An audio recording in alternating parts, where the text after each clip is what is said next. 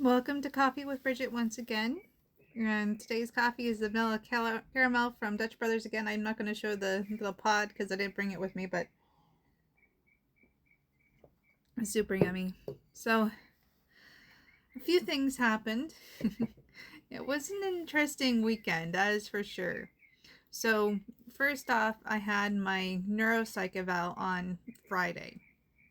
And it really surprised me. The intake interview wasn't very long. I expected them to go into my childhood, ask questions about when I was a child.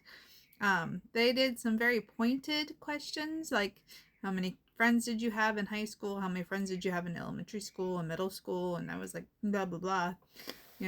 Were you able to make friends easily? The answer is nope, didn't make friends easily. Had one or two good friends throughout most of my childhood, but they changed out quite often because I moved quite often. So that was interesting. It was mostly tests for the neuropsych eval, a lot of cognitive tests.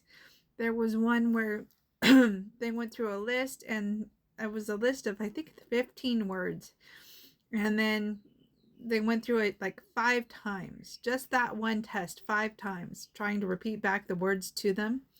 And then we went off and did an activity like solving puzzles, went back to the list and tried to recall them again, and we went back like 5 times. It was a little bananas. I think I did really well on that part. We only took about 3.5 hours, so it wasn't the 4 hours to 6 hours that they said it could take. And I'm guessing it's because I was able to concentrate pretty well. I think with autism you can concentrate. I think ADHD is the one where you can't really concentrate very well. So I didn't need much breaks, and we plowed through it pretty quick. So that was an adventure, but it was 3.5 hours of really intense mental testing. And so that was interesting. I'll have the results on the 23rd, so we'll find out what happens on the 23rd. So that's kind of exciting. And the other news is that I don't have court today. So basically, with the divorce, instead of going to court and fighting it out, we have decided to settle.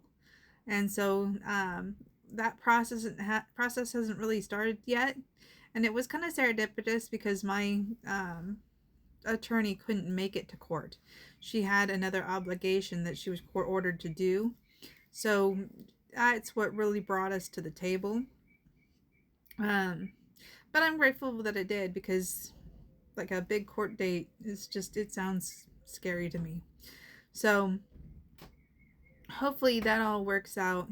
I think we're waiting for the other side to present their settlement offered first, and then we're going to respond, and then it'll go back and forth and whatnot. But I would prefer a peaceful divorce over a really contested divorce, so I'm kind of happy that it's going the way that it is. I wasn't really happy that it was getting contentious there for a moment. So I'm very happy that it's mellowed out a bit, because there's a lot that's changed. My first instinct was, I need to move back home with my parents who live in Texas and get away from California and just move out of the state because it's so expensive. I could probably buy a house in Texas for the money that I'm going to get for the house, the part of the money that I'm going to get for the house here. But at the end of the day, I don't want to live in Texas. I'm sure it's a great state and everything, but there's reasons why I don't want to move. And, taking the kids that far away from their dad, it just seems cruel. So I'm going to be taking a little bit of a harder trek, a little bit of a harder road to my next stage in life. It's going to be more independent, more alone, more on my own. And I'm okay with that. I'm okay with being independent and on my own. I'm kind of looking forward to it, to see if I can overcome that challenge. I'm not sure what type of living situation it's going to be. Trying to hold on to the house as long as I possibly can. Although it's not easy. The maintenance is not that easy. It's kind of expensive to get the yard cut. But it is what it is. It is part of life. So, that I keep chugging along, and that's just how it is. And then last night, so the milk that we had, we don't go through a ton of milk. The girls don't drink a ton of milk, so they have calcium supplements. And I don't drink a ton of milk. So our milk expired, which takes a long time with lactate milk. And so I had to put a grocery order in. So I put in the grocery order. It was kind of midday, and the lowest priced one was the range from 4 to 8 p.m. And usually the grocery store is right on it at 4 o'clock. They usually shop before 4, and then they are on it at 4. Well, last night, I've learned on the weekends, they take their sweet time. So last night, it was actually past 8 o'clock that they ended up delivering the groceries. So we were all excited at 4 o'clock. I'd gotten the girls Skittles to eat as a goodie for the thing. And they wanted Skittles. So the girls stayed up until 8:15 wanting Skittles when their bedtime's 7:30. So that was kind of like, oh my gosh. So I was like anticipating and waiting since 4 o'clock. Finally gets here at 8:15. And it's like, apologies that we're late. And I'm like, oh my gosh. So that was kind of the worst case scenario, but at least they arrived. The bad news is in the excitement to get the groceries into the everything and put away, and the excitement over the Skittles and taking the Skittles away from the girls and getting them upstairs to bed, brushing their teeth again and getting them into bed, we left out the milk. So I have to buy milk again, because the milk was left out. It was the one thing that was left out. I don't know how it got left out, but somehow it got left out on the counter, and I was just like, oh my gosh, this morning when I saw it, it was like, oh no. So the whole purpose of buying the grocery order was to get milk, and of course the milk is the one thing that gets left out. Just typical life. So that was my weekend. It was a very interesting weekend. But yeah, and then my friend Dan watched the kids on Friday. I just kept the kids home from school so I could do the neuropsych eval because I didn't know how long it would take.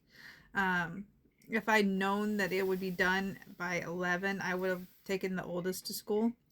But it was probably best for both of them to be together. It was a new person, that way the youngest wasn't left with him all on her own. But the kids did fantastic. They were excited to meet a new person and a mommy's friend and everything. So they really enjoyed someone new.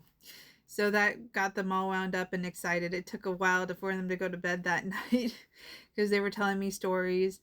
And we did St. Patty's Day over the weekend. And that was so much fun. The kids loved it. They loved everything about it. They were a little disappointed. So instead of making their own leprechaun traps, Mom put out a leprechaun trap and they kind of contributed to it. So I put out a bird cage that I have and I put plastic wrap around it.